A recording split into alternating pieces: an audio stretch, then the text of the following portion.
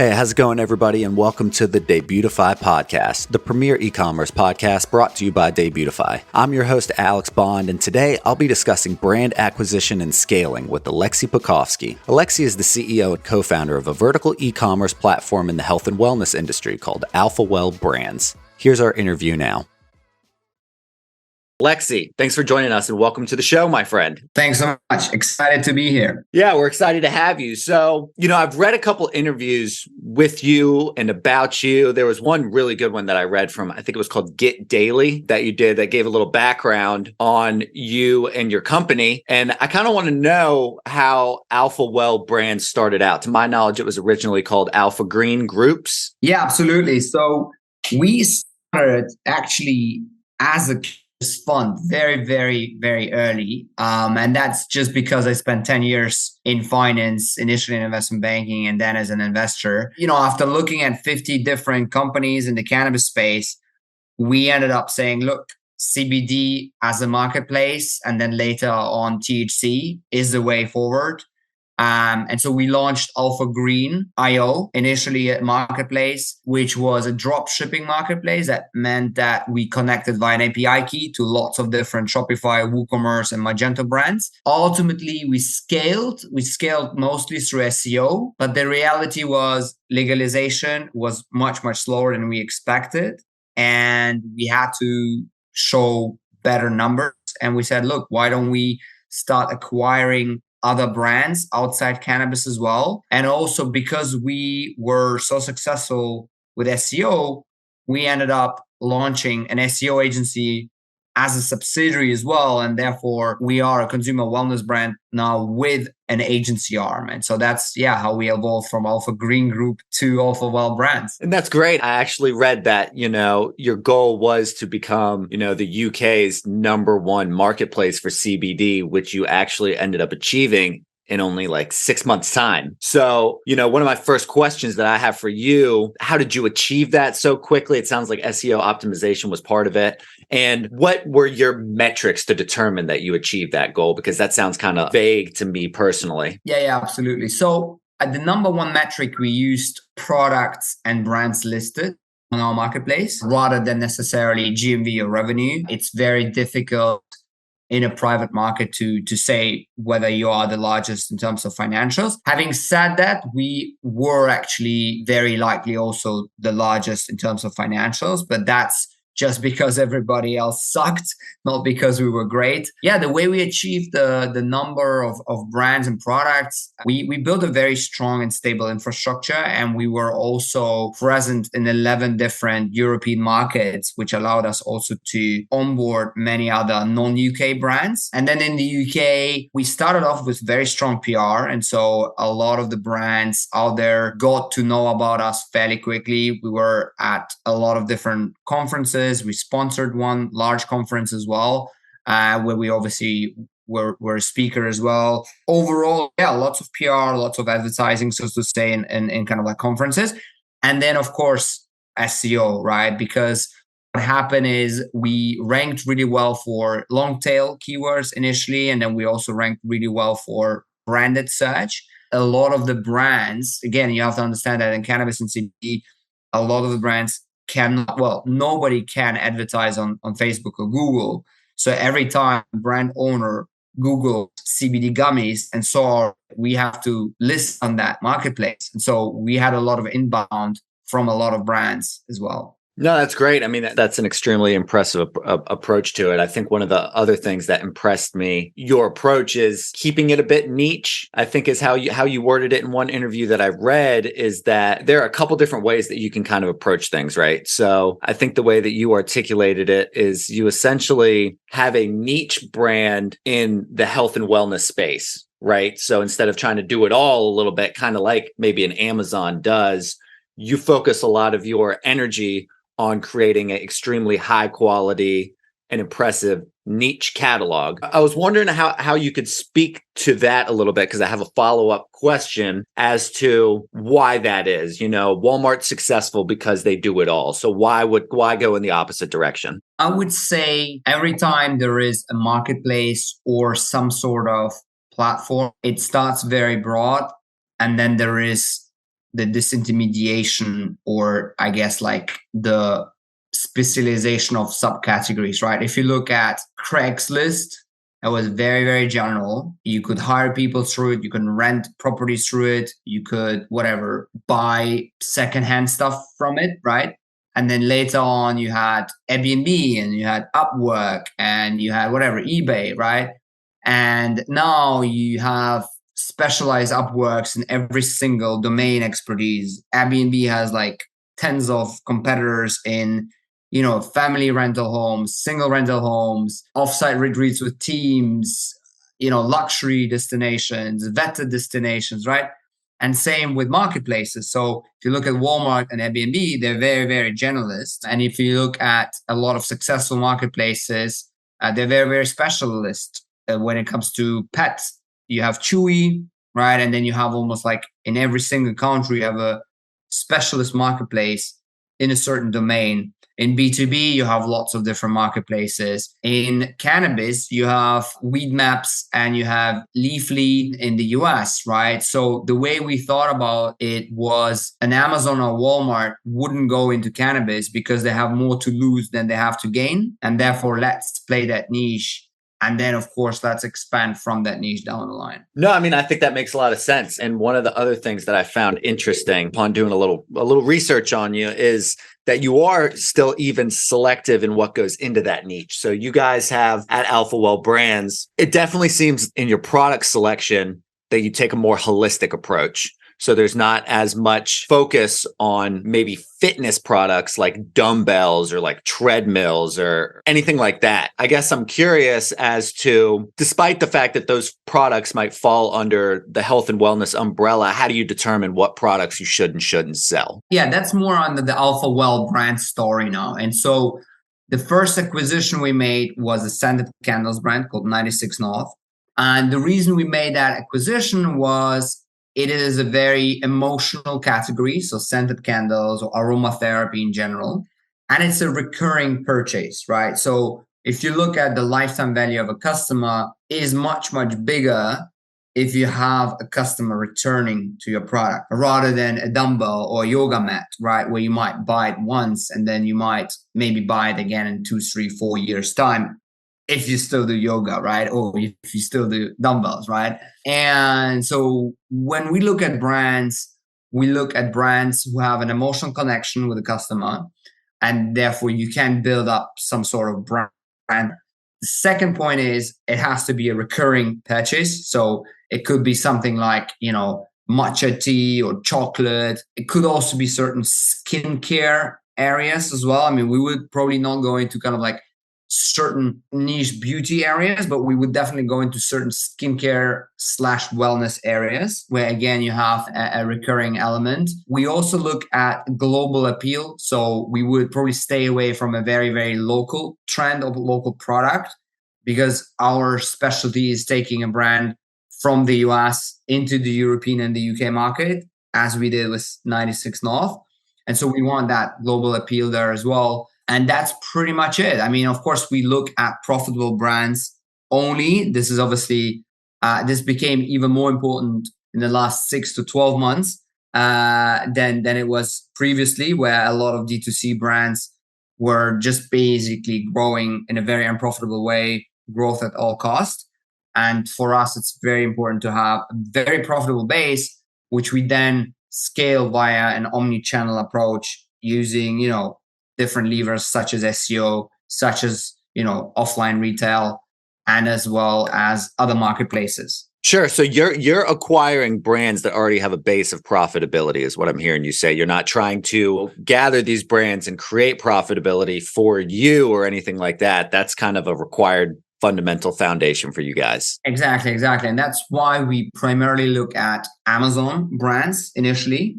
And this is taking a lot of the lessons learned from the marketplace, which of course was very unprofitable initially.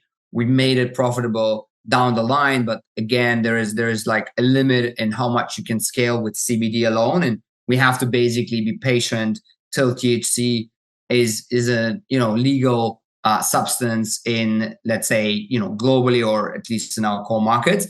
And we then said, well, we are really good in scaling brands, but let's only look at brands which are profitable, because you almost have some sort of product market fit and product channel fit there. And you can do much more with that brand without necessarily raising a lot of money. Sure, that totally makes sense. And one of the things I think of when it sounds like your primary responsibility is scaling up, is the difficulty of scaling up, but at the same time keeping it up. So is it more difficult to kind of, bootstrap a brand and scale it up? Or is it more difficult to continue to thrive at a consistent level? Because, in business, they say, adapt or die, grow or die. So part of me thinks that the latter is even more complicated. Could you kind of expound on that for me? Yeah, that's a good question. And there is also a saying, getting rich is one thing and then staying rich is another one, right? Well, the way we look at it is that because we are scaling a brand in a profitable way, which means we do actually stay away from Instagram, Facebook, and certain Google ads as an approach, which usually are very, very unprofitable, at least in the beginning. It's actually much easier for us to stay at a very high level and kind of like at a good level. Because, for example, one of our core drivers is SEO, right? And SEO for us with our New Optima growth agency, it's like CapEx, right? Like we invest into content, and that content, similar to what you do with podcasts, right? Once you have all the published content out there, you have some, unique visitors coming always. And the more of that content you publish, the more visitors you get, but you kind of have a stable base. Similarly on Amazon, once you achieve a certain review count, we're like more than 1,000 reviews now, super high rating, we don't need to run ads to sell the product because we already rank organically. So that's how we think about scaling. It's more long-term based than the short term. I mean, is kind of what I'm hearing you say. Exactly. It's more long-term based. Exactly. And then what we usually do, again, differently to many other people, is we always try to identify another growth channel which might not have had the influx of brands. So for example, in our category of aromatherapy, Etsy is still an interesting channel, or Pinterest is an interesting channel, and driving external traffic to Amazon via Pinterest is something not many people are doing yet. While, for example, TikTok is becoming a very saturated channel. The social media space, that's something that you pretty actively stay away from, is what I'm hearing you say?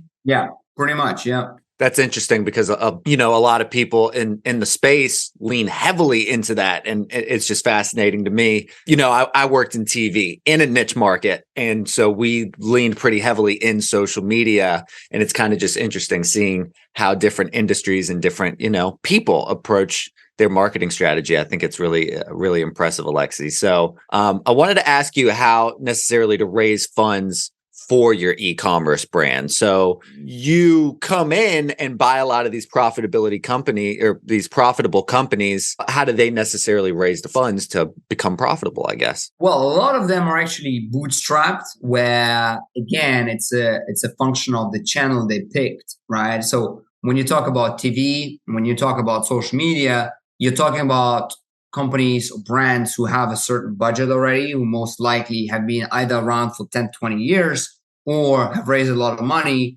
and are extremely unprofitable, and their share price is probably down 90% as we speak right now.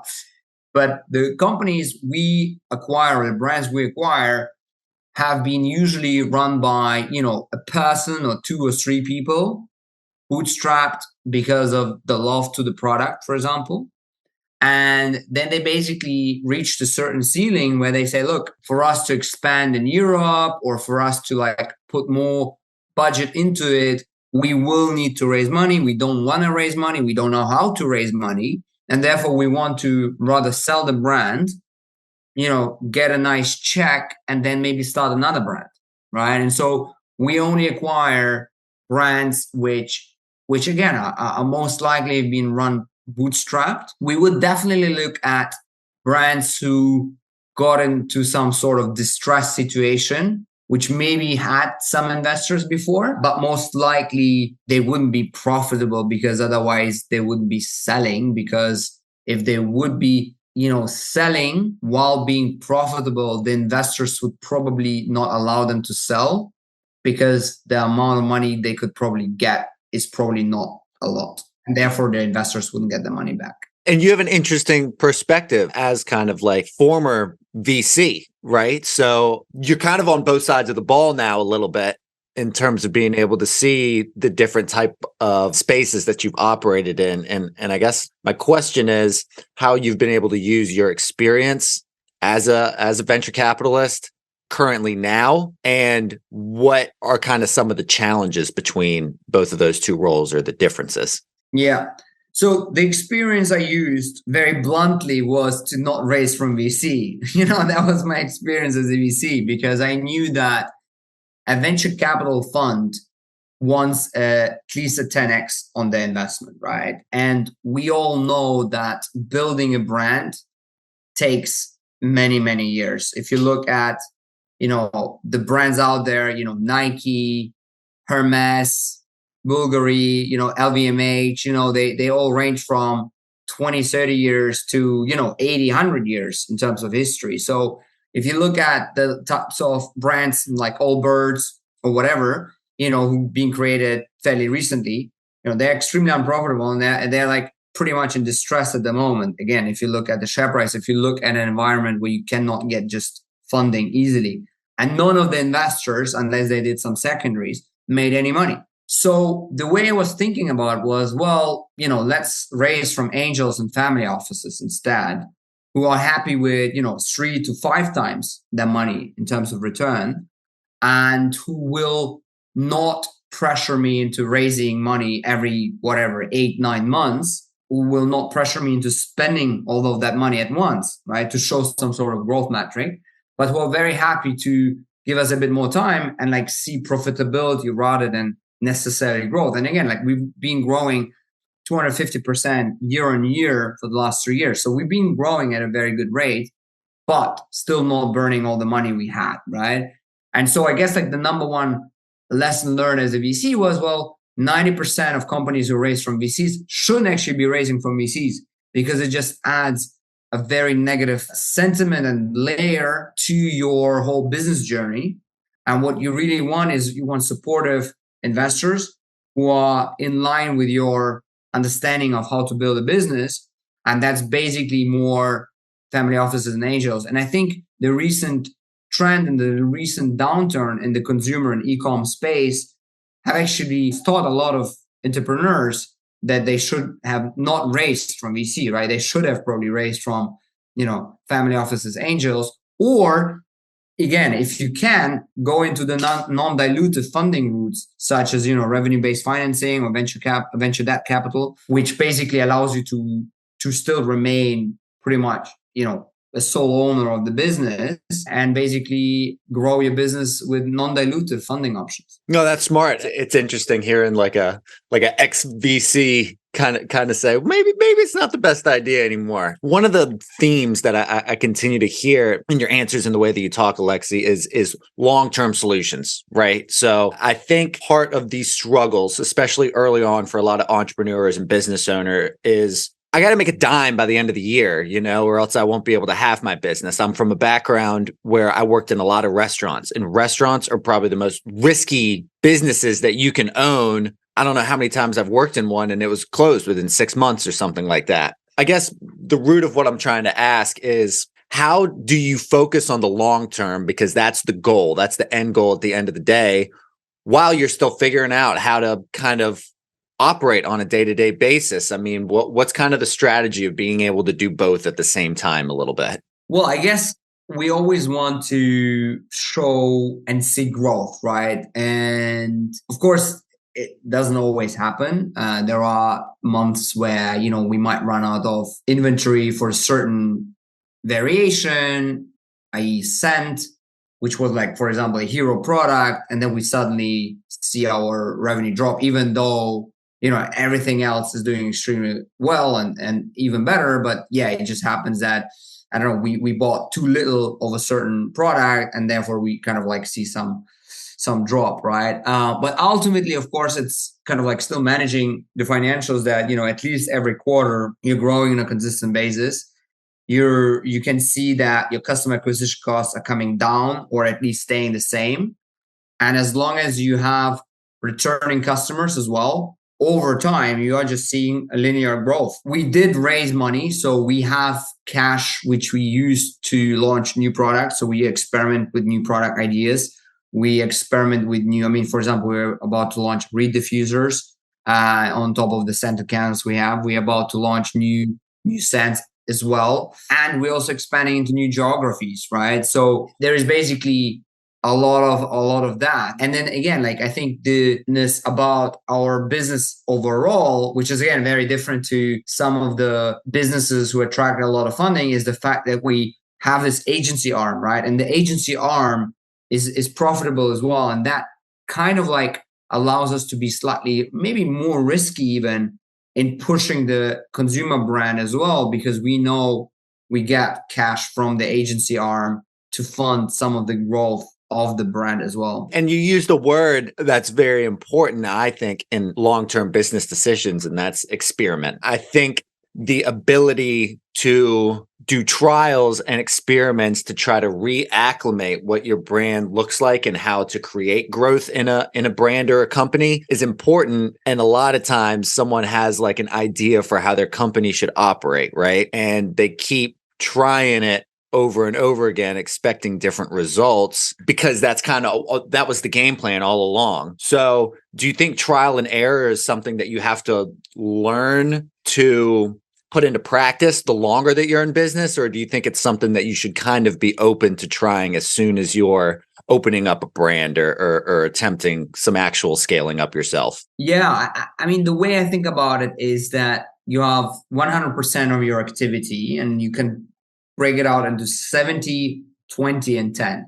70% is the stuff which already works and you just double down on the same stuff, right? 20% is basically stuff which you are working on where, you're running certain experiments and they might fail, they might succeed, but, it's 20% of your budget or / your activity. So, it wouldn't kill your business. And then 10% is what I call rocket ship or like blue sky experiments, right? So this is basically where we say, okay, let's try something like completely crazy here, but that might really change the business, right? And that's, for example, I don't know, like collaboration with certain influencers or creating a certain completely new category where we might be like the first ones to kind of like playing this game, right? Now, this is just 10% of the activity and the budget. So it's the same way as Google operates, right? You have Google, which is obviously search and cloud.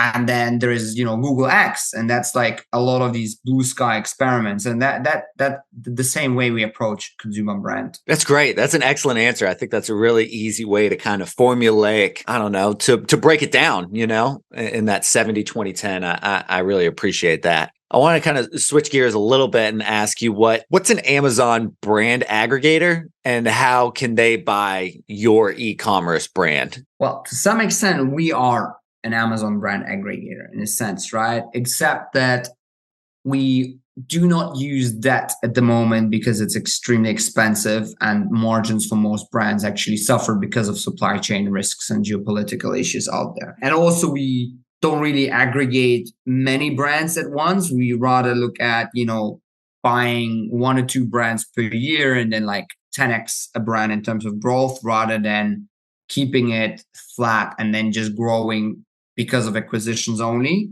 But in simple terms, Thrasio was the inventor of the Amazon aggregator business model in 2018 when they started acquiring Amazon sellers, so FBA brands fulfilled by Amazon brands, which basically, resulted in them owning more than 300 brands now under one roof, employing, 4,000 people or something like that. And then massively failing to IPO, failing to SPAC.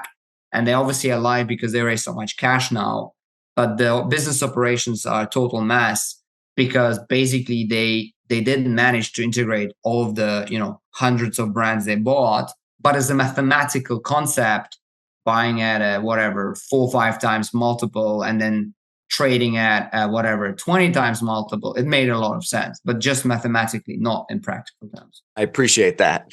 And I guess, what are your long-term goals as a brand, as Alphawell Brands? What are kind of your metrics in terms of establishing growth? Because we've kind of talked about how you acquire and scale other different brands and everything. So, but for you and your brand, what are you guys trying to, achieve in 5, 10, 15 years time, something like that? Yeah. No, that's a great question. Look, I mean, for us, it's about long-term sustainable growth and having a really exciting portfolio of cool brands in the, wellness, emotional connection space. What it means is in 2 years' time, we want to have 5 brands, which range anywhere between 2 to 10 million in revenues per brand, which are obviously growing, 200, 300% per year, which allow us to cross-sell some of these products to the audiences of the various brands. And this is why we're being kind of like a sector specialist. Equally, we want to be a global house of brands. So, our whole team is completely remote. It's very international. And obviously, US market is actually our largest market by far, but we want to expand beyond as well. And we want to be an omni-channel player, right? So we still think that, offline and retail is not dead. It was obviously, had a lot of attention during COVID, understandably, but it's still out there. There are a lot of people who shop offline and who want this discovery process to happen in a retail store. So we are still very bullish on that as well. We want to work with lots of influencers as well and collaborate and create maybe, collaborations as well for our brands as well. And then ultimately, look, I mean, we have an amazing agency and we actually see a lot of stuff out there, which, be it when we experiment with our own brands and we can then help other brand owners to launch their brand or to scale their brand and vice versa, right? Like the visibility we're gaining by working with so many other brands helps us to also scale our own brands. No, that's great. And I think one thing that stands out to me is Debutify operates as an international employed company. For example, I'm reporting live from Virginia in the United States right now. And, my boss, she's in the Philippines. And it's kind of amazing how that works. I've never worked in a space like that before. And despite its complications or obstacles, what are some of the benefits that you can see in operating with international employees? Yeah, well, the main benefit is access to global talent, right? So, you are not limited. If you're a German brand, you're not limited to just hire people who are based in Germany or even like in your city, right? And again, I grew up in Germany, so I can tell you the pool of amazing digital experts there is not as big as, for example, in certain, again, US states or the Philippines or Eastern Europe or whatever, right? So you can really, really access the global talent. The second is you can go international much, much faster because, again, you have the access of global talent and you don't tell them to, okay, come to my office and be located in that city. It's also asynchronous work in terms of people work in their own time and their own basically pace to some extent. So at Alphawell Brands, again, I don't mind if you want to do your whatever fitness session or tennis session or whatever during the day, because I know that, you're going to just work afterwards.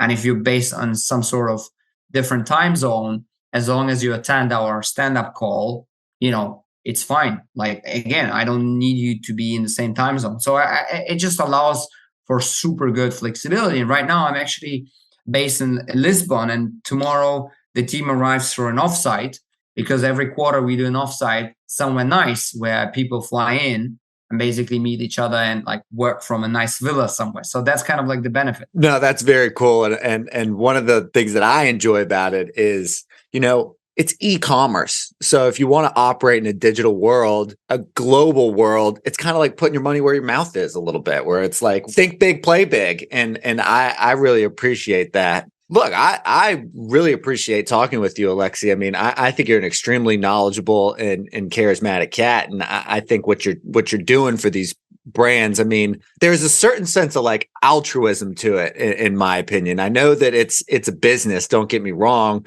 but it's kind of nice to have such a mutually beneficial relationship with these brands that you're acquiring. Do they, I don't know, I guess what I'm trying to ask is, do they see it that way? Do you consider it as some sort of version of altruism? Because it is feeding the economy. It's not just like you and your legion trying to grow your brand. I mean, you're continuously bringing other people into this project. What sort of, I don't know, morality plays into that? Yeah, I mean, look, the morality and the alignment is that we know how to scale and we help people to still see the child grow up, so to say, right? Yeah. And look, I mean, we are playing now with an approach where, if the owner wants to stay on, for example, and have a much longer earnout and like a much larger percentage still,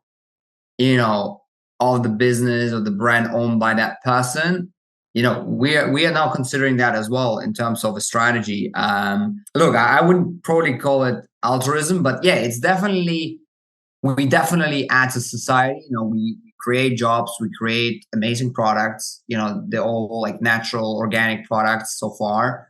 And yeah, we were super excited. That's amazing. That's really cool. So I wanted to switch gears just a little bit and ask, you're a busy guy, you're traveling, you got a big company, you got a lot of work. What do you do to retain your sanity? Yeah, so retaining sanity is the number one factor for growing a business in a sustainable way. Well, especially, excuse me not to cut you off, but in terms of running a health and wellness focused brand, I feel like that's extremely important, is that sort of balance, to be able to have a guy like you who understands the health and wellness aspect of it.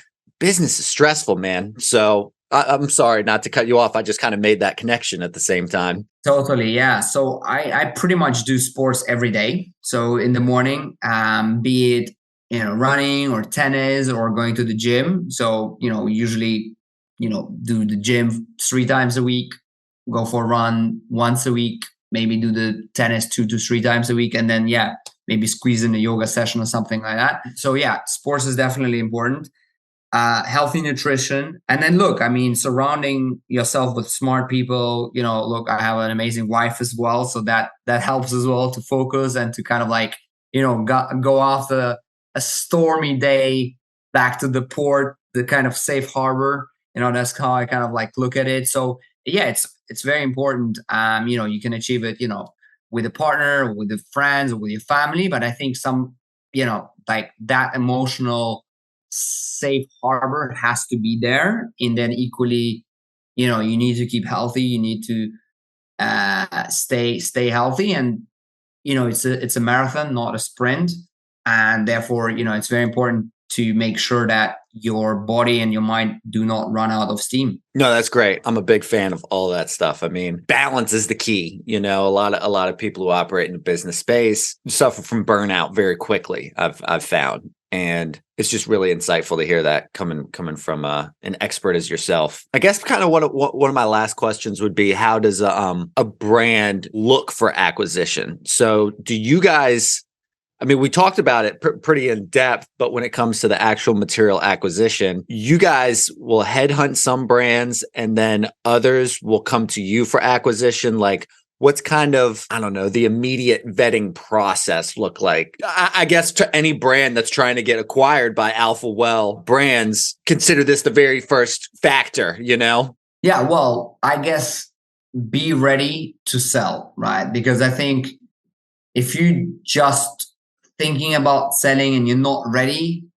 maybe don't sell, don't start the process, because a lot of the buyers might get frustrated with you not being prepared. What does ready mean? Well, ready means having your ducks in a row. That means, your financials documented, your data room maybe set up properly, and, your unit economics properly, worked worked out, so to say, that you can basically show a prospective buyer why it makes sense to acquire you and put more money into the brand and scale it, rather than, oh, I want to sell because it's a dying business, and if I sell, I might get some money out of it or something like that, right? Because of course people figure out if it's a dying business or not. It all comes out in the wash. Exactly. Now, in terms of process, yeah, you described it quite well there. There are a lot of brands who come to us or go to a broker, and then the broker comes to us, and vice versa. We run a lot of email campaigns where we reach out to good brands, which we filter out using certain analytical tools. When we look at certain categories on Amazon, we then find their emails or find their LinkedIn or their Facebook or whatever. We reach out to them and then basically see if they're interested or have considered selling or not. If they have, they usually jump on a call with us. We introduce ourselves. They introduce themselves, and then it's usually kind of like a question of the price and the timing. And look, I think the best brands out there, they're always ready to sell. It just depends on the price. The price is a function of the market, right? If the price is too high and the market is bad, then they might not sell. If the price is, feasible and good, and the market is like, again, where the market is right now, look, that there might be a deal there. Look, it's a bit of an art and a science, and it's ultimately a numbers game, right? Like we probably talk to 60 brands in order to acquire one brand, and we probably talk to another 60 brands to acquire one more brand. So it's kind of a lot of kissing a lot of frogs basically before you meet your prince or your princess. Yeah. Well, it looks like you got a nice catalog of princes and princesses in your repertoire. So I'm really impressed with it, Alexej. My last question would be, just kind of personally,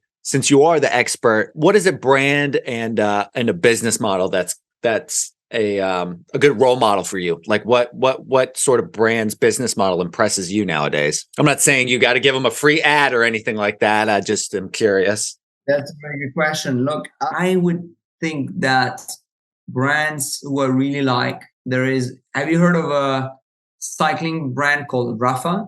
Okay, well, in Europe it's very big, and basically their vision was to make cycling a mainstream sport. Now, cycling used to be a very elitist sport, right? And so Rafa made it very mainstream by making it very sexy, making the gear and the outfits super cool, and like really building an amazing brand.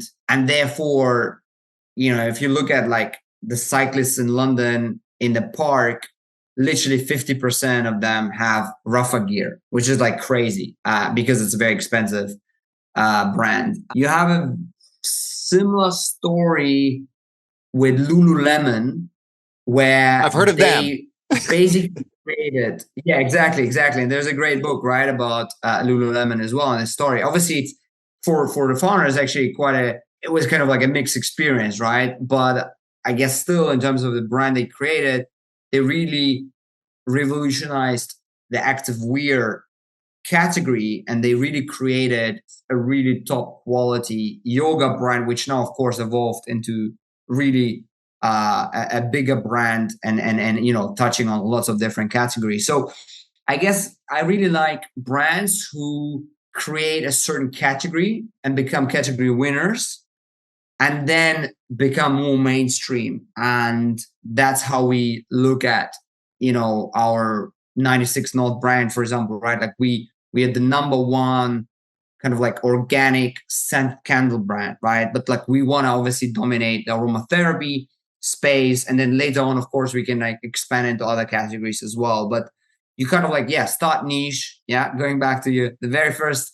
question in this podcast, and then go mainstream. That's great. That's a really solid answer. Is there anything you want to plug before we wrap up? No, that it's been great. Look, I mean, really good questions. I've done many podcasts so far, and you've really had a lot of questions I've never answered before. So yeah, thanks so much. That's the goal. I'd hate for you to just come on and be a robot reciting, regurgitating all the answers that you've already given a million times. So Alexej, I just really want to tell you that I appreciate your time. It's been an absolute blast chatting with you. I've learned a lot. Hopefully our listeners have learned a lot. Good luck. Hopefully we'll chat again soon. You've got a lot of great insight and I just really appreciate your time. So thank you. Thanks so much. Yeah, have a good one. I want to thank my guest, Alexej Pikovsky, for joining us on the show, and to the producer, Micah Quinto, for bringing the show together. Tune in next week when we'll hear from Nigel Thomas, the CEO of Alpha Inbound, as we discuss direct-to-consumer growth marketing. For more information about Alphawell Brands and Alpha Green, you can check out their websites at alphawellbrands.com and alphagreen.io, as well as their Instagram at alphagreen.io. You can also learn more about New Optima on their website, newoptima.com. That's NUOPTIMA.com. And to connect with Alexej, you can follow him on Twitter at Alexej Pikovsky and on LinkedIn. That's our show. We appreciate you listening, and we hope you tune in for new episodes every Tuesday. Until next time.